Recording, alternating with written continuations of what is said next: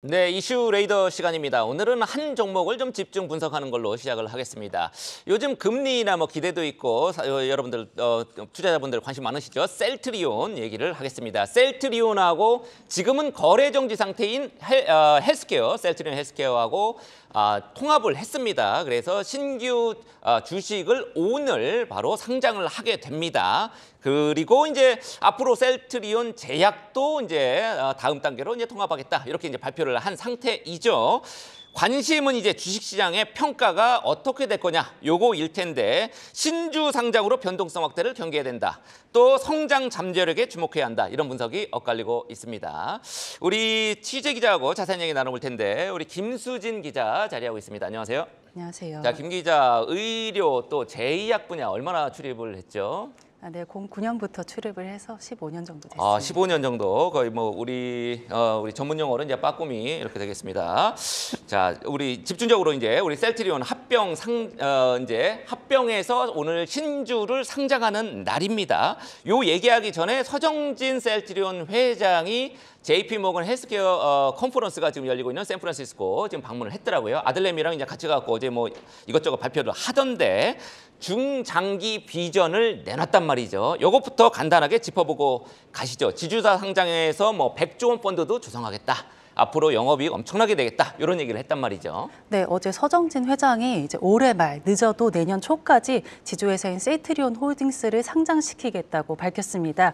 향후 셀트리온 홀딩스는 신주 발행으로 투자금을 확보해 지주사이면서 투자회사로 거듭나게 됩니다. 서 회장은 성장을 통해 확보한 자금으로 이제 100조 원 규모의 헬스케어 펀드를 조성하겠다고 했는데요. 이 펀드를 통해서 기능성 있는 바이오텍들에게 투자한다고 얘기를 했습니다. 뿐만 아니라 2030년까지 셀트리온을 글로벌 10대 제약사로 키우겠다 이렇게 포부를 밝혔습니다. 현재 바이오 시밀러 사업에 신약까지 더해서 빅파마가 되겠다는 겁니다. 목표로 내건 2030년 셀트리온의 에비타 그러니까 삼각전 영업이익이 12조 원에 달합니다. 올해에만 1조 7천억 원이나 달성하겠다고 밝혔습니다. 네, 이제 셀트리온은 이제 바이오시밀러 이걸로 유명하지 않습니까? 이제 생물 복제약은 복제약인데 이제 생물 복제약 이걸로 이제 글로벌 톱 10 안에 진입을 하겠다. 굉장히 큰 포부예요. 또 이제 영업이익 에비타 기준이긴 합니다만 이거 12조 원을 2030년까지 하겠다. 이런 목표를 이제 밝혔다라는 건데 굉장히 자신감이 넘쳐 보이네요. 네, 그렇죠. 이 배경에는 이제 시장의 우려가 좀 배경에 깔려 있지 않나 이런 생각이 듭니다. 신주 상장 이후에는 단기 변동성이 좀 확대될 거라는 우려들이 있는데요. 현재 국내 증권사들의 셀트리온에 대한 목표 주가 컨센서스가 21만 8천 원 수준이거든요. 어제 종가인 20만 5천 원과 큰 차이가 없습니다. 추가 상승 여력이 적다고 보고 있다는 의미인데요. 세계 최다의 제약 바이오 투자 행사인 JP모건이 장기 비전을 내놓는 자리이기도 한데 이런 분위기도 감안해서 자신감을 내비친 것 같습니다. 네, 그렇군요. 역시 시장 일부 우려도 당연히 이제 조금 나오겠죠. 일단 셀트리온 헬스케어 주주들은 이제 셀트리온 새로운 이제 주주가 되는 거가 되죠. 네. 오늘 새롭게 상장하는 주식 수가 얼마나 되죠? 네, 약 7,400만 주 가량인데요. 기존의 셀트리온 헬스케어 주주들은 한 주당 셀트리온 0.4주를 배정을 받습니다. 셀트리온 헬스케어 주식 거래가 정지된 기간 동안 셀트리온 주가가 올랐거든요. 평가 이 구간에 들어선 기존 셀트리온 헬스케어 투자자들은 선택을 할 수 있는 겁니다. 이에 따라서 잠재적 매도 물량인 오버행 이슈 가능성도 점쳐볼 수가 있습니다. 때문에 셀트리온이 신주 상장에 맞춰서 이제 자신들의 잠재력을 강조하고 주주 가치 제고에 나서는 원인이기도 합니다. 지난해 셀트리온이 2조 원이 넘는 자사주 취득 신고를 했습니다. 15일인 다음 주 월요일에 230만 주, 약 절반가량 5천억 원 규모의 자사주 소각 계획이 있습니다. 네, 이런 문화가 좀 확산이 돼야 될 것 같아요. 자사주 한 절반 정도 소각하는 거. 이건 좋은 모습을 보여주는 것 같고요. 일단 헬스케어하고 이제 셀트리온이 합병을 하게 되면 사업 구조는 좀 단순화될 것 같은데 네. 시장에서는 어떻게 평가하고 있죠? 네, 아무래도 큰 합병 효과가 매출 원가율 하락 이렇게 보고 있는데요. 기존에 이제 제품 개발과 제조는 셀트리온이 하고 셀트리온 헬스케어가 이를 매입해가지고 해외에 유통하고 판매하는 역할을 했습니다. 셀트리온 헬스케어가 원가, 매입 원가 이하로 판매를 할 수 없기 때문에 약가가 낮은 국가에는 영업이 조금 제한적으로 이루어졌거든요. 그런데 이제는 합병으로 개발, 생산, 판매 조직이 일원화되면서 거래 구조가 단순화됐습니다.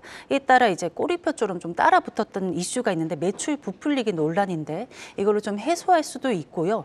매출 원가율도 크게 개선될 것으로 보입니다.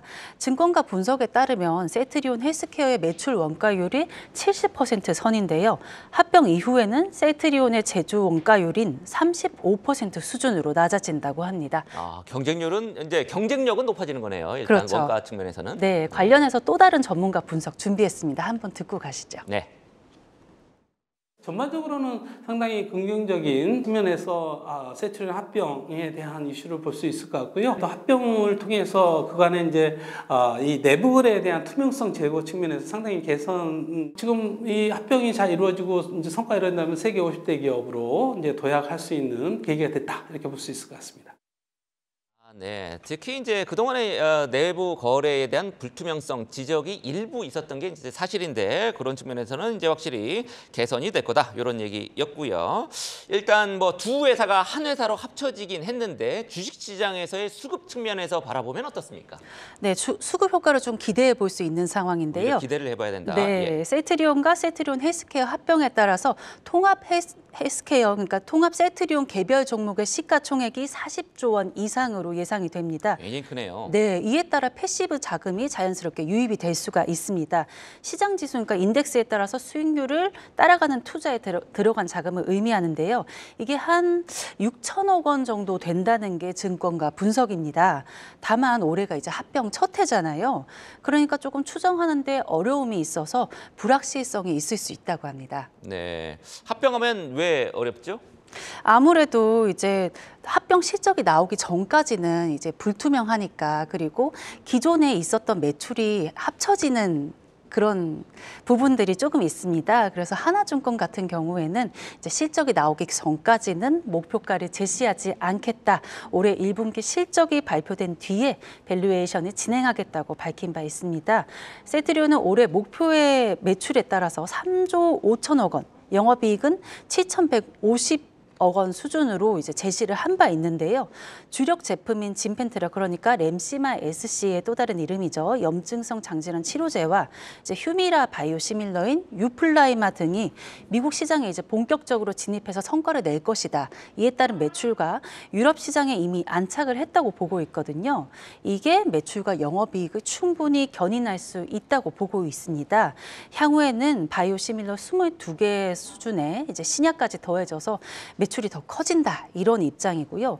이 실적이 계획대로 실현이 되는지도 투자자 입장에선 살펴볼 만한 대목입니다. 네, 셀트리온이 이제 주력 자가면역 치료제 그 램시마 유럽에서 잘하고 있다고 하더라고요. 요거의 이제 미국 버전 뭐 조금 다르긴 합니다만 진펜트라 요거에 대한 실적 기대를 올해 해볼 수 있을 거다 이런 얘기고요. 앞으로 이제 셀트리온 제약을 또 합병을 해야 되지 않습니까? 앞으로의 절차 어떻게 됩니까?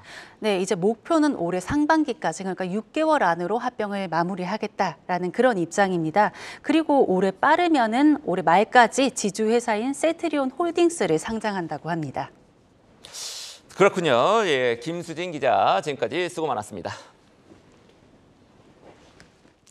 네, 자 우리 김수진 기자가 퇴장을 하고 지금 신인 기자 다람쥐처럼 막 뛰어가지고 옆에 지금 앉고 있습니다. 우리 어젯밤 이제 요 며칠 동안 계속 이슈였던 게 암호화폐였습니다.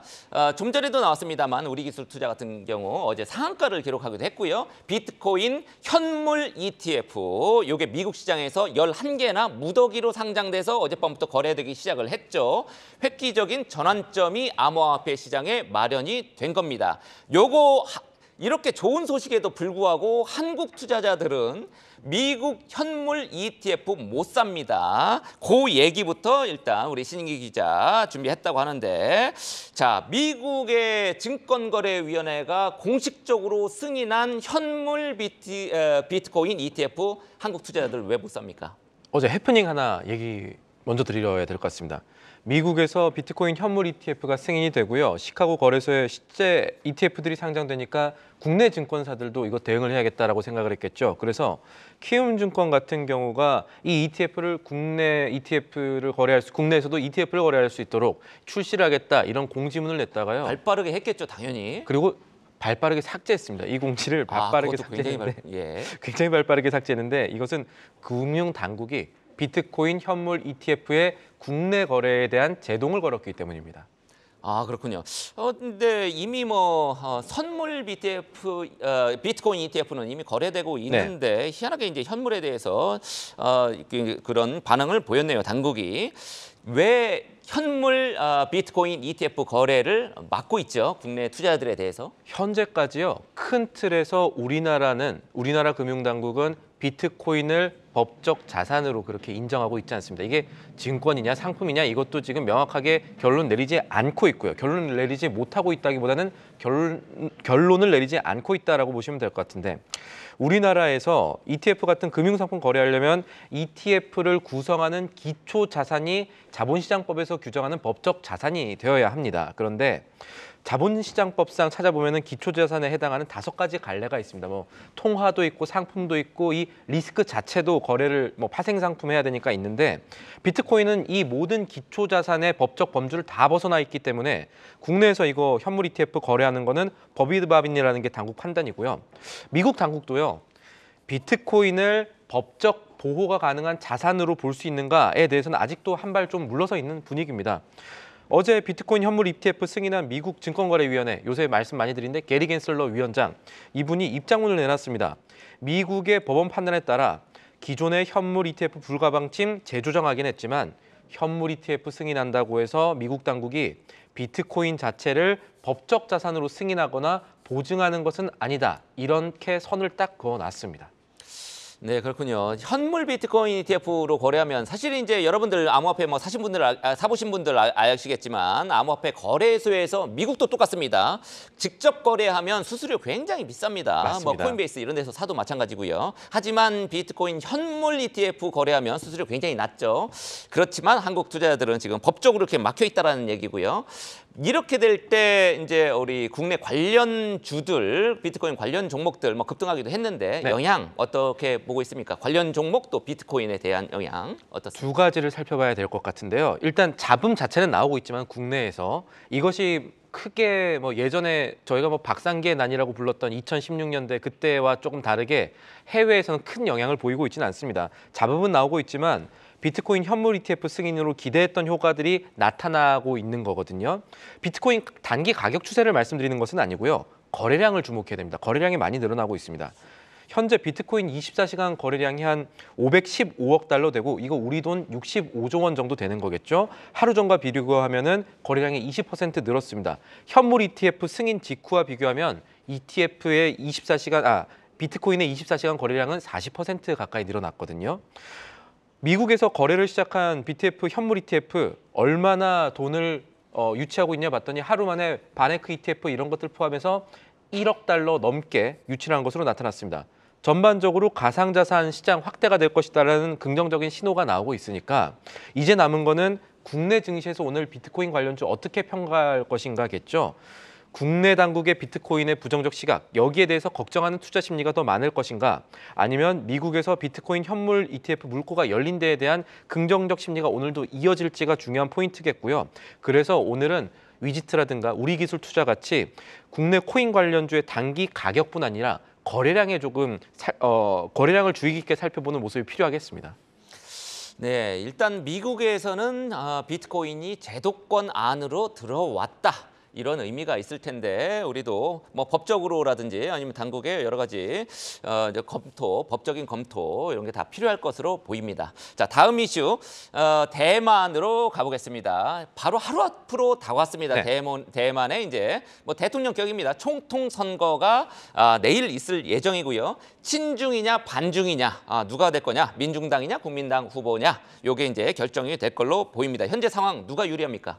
선거 결과가 일요일쯤 나올 테니까 지금은 현재까지는 반중 후보가 조금 더 유리하다 이렇게 볼 수가 있겠습니다. 아마 우리 월요일 국내 증시에 본격적인 영향을 미칠 가능성이 있는데 지지율부터 간단하게 말씀드리면요. 라이칭더 민진당 후보가 친미, 반중, 진보적 정책을 갖고 있고 중국으로부터의 독립을 외치고 있는 민진당의 후보입니다. 이 중국이 대만 비난할 때는 보통 민진당과 중국의 불편한 관계 때문이다 이렇게 보시면 되겠고요. 뒤이어서 3%포인트 차이가 나는 허우유이 국민당 후보, 이분은 반중 아닙니다. 친중입니다. 경제 안정을 중요시하고요. 그것을 위한 친중 관련 정책을 중시하는 인물입니다. 그리고 이 뒤에 민중당 후보가 재밌습니다. 22%나 되죠. 이 대만이 무조건 반중이냐? 반중은 맞지만 그러면은 친미냐? 이게 좀 아니라는 걸 민중당 후보가 보여주는 겁니다. 이건 약간만 설명드리면요. 이제 월요일 날 전체 조금 결과를 위한 예습이라고 보실 수가 있는데 저희 그때 제대로 분석을 다시 해드릴 거고요. 현재 1위 세력이 아까 제가 민진당이라고 말씀드렸죠. 예전에 민주주의 투쟁할 때 대만에서 이때의 이 권력을 잡은 세력들이 주류입니다. 그러다 보니까 경제 정책도 상당히 진보적인데 이런 경제 정책들 반대하는 사람 대만에 꽤 많습니다. 그래서 친중을 싫어하지만 진보도 싫어하는 분들이 대만 안에서 22% 정도 된다. 이렇게 보시면 되겠습니다. 네, 사실 이제 결과는 뚜껑을 열어봐야 되겠네요. 지금으로서는 이제 반중, 현재 차이잉원 총통 이제 그 후임자가 될 가능성이 조금 더 높다. 이렇게 일단 정리를 하면 될 것 같고요. 이렇게 이제 실제로 반중 후보가 당선이 됐다. 이럴 경우에 우리 경제에 미치는 영향 어떻습니까? 최근 갑자기 대만 총통 선거에 대해서 국내 관심이 높아진 건 아마 분석 하나 나왔기 때문일 겁니다. 블룸버그 이코노믹스에서 분석을 하나 내놨는데요. 이 중국과 대만 관련해서는 미국도 굉장히 신경 쓰고 있는데 시나리오상 중국의 전쟁 시나리오를 중국과 대만의 이 지정학적 갈등이 커질 시나리오에 한국의 GDP가 이 전쟁 당사국이 될 수 있는 중국보다도 더 많이 내려가는 23% 감소할 수 있다는 보도가 나왔죠. 왜 그러냐면 반도체를 비롯한 스마트폰, 전기차 같은 산업 생태가 굉장히 큰 타격을 받을 수 있고 여기에 중점적인 투자를 하고 있는 우리나라도 큰 영향을 미친다 이런 것 때문이었는데 반중 후보가 당선이 되면요. 현재 지지율 1위인 라이칭더 후보가 당선이 된다면 당장 전쟁이 일어난다 이런 것이 아니라 아까 설명드린 이런 불확실성 우려가 더 커질 것이기 때문에 우리 증시에도 영향을 미칠 수 있다 이렇게 보시면 되고 또 하나는 대만의 반도체 산업이 라이칭더 후보가 당선이 될 경우에 미국과 더 깊은 관계를 형성하면서 상대적으로 우리보다 대만이 우위를 형성하게 된다면 우리 반도체 조금 좋아지고 있는데 타격받는 거 아닌가? 이런 생각도 조금 해볼 수가 있습니다. 그렇기 때문에 이런 부분들이 우리 국내 증시에도 꽤 중요하다 볼 수 있겠습니다. 네, 뭐 심정적으로는 이제 반중 후보가 되면 좋겠는데 왜냐하면 제2의 홍콩을 막아야 되니까. 하지만 우리 경제를 생각하면 친중 후보가 되면 좀 좋겠고 헷갈리네요. 맞습니다. 중국하고 미국의 해법, 셈법이죠. 셈법은 더 복잡할 것 같은데 어떻습니까? 우리도 지금 셈법이 복잡한데 미국도 굉장히 지금 셈법이 복잡합니다. 이 중국 같은 경우가 이 대만의 총통 선거를 앞두고 무력 시위를 약간 보이고 있다. 친중 후보가 당선된 게 낫다라는 이런 무언의 압력을 지금 보이고 있는데 이번에 중국 대변인이요. 대만의 독립 노선은 전쟁과 쇠퇴가 가까워지는 길이라고 얘기를 했습니다. 무슨 얘기냐면 반중 후보인 민진당에 당선되면 우리는 뭔가 액션을 보일 것이다. 이렇게 시장이 해석을 하고 있고요. 거의 뭐 대선 개입이네요. 마치 그렇게도 볼 수가 있겠죠. 그래서 중국이 지금 대만 지역의 주변의 해역 그리고 공역에 전투기 띄우고 순양함 띄우고 있거든요. 이런 것들을 지금 어떻게 봐야 되냐라고 하는 것들도 압박이 되는데 미국은 반대로 어떤 행보를 준비하고 있느냐. 그동안에 없었던 이 총통 선거가 확정되고 총통이 뽑히고 나면 고위급 사절단을 대만에 파견할 계획을 보이고 있습니다. 이 무슨 의미냐?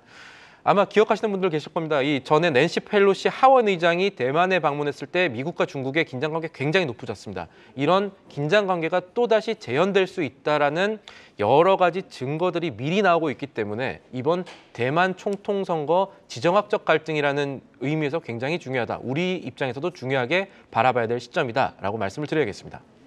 네, 알겠습니다. 다음 주 월요일에는 우리 이제 이 대만 이제 총통이 확정이 될 테니까 업종별, 종목별 자세한 분석 그때 아침에 들려드리겠습니다. 지금까지 신인규 기자 수고 많았습니다.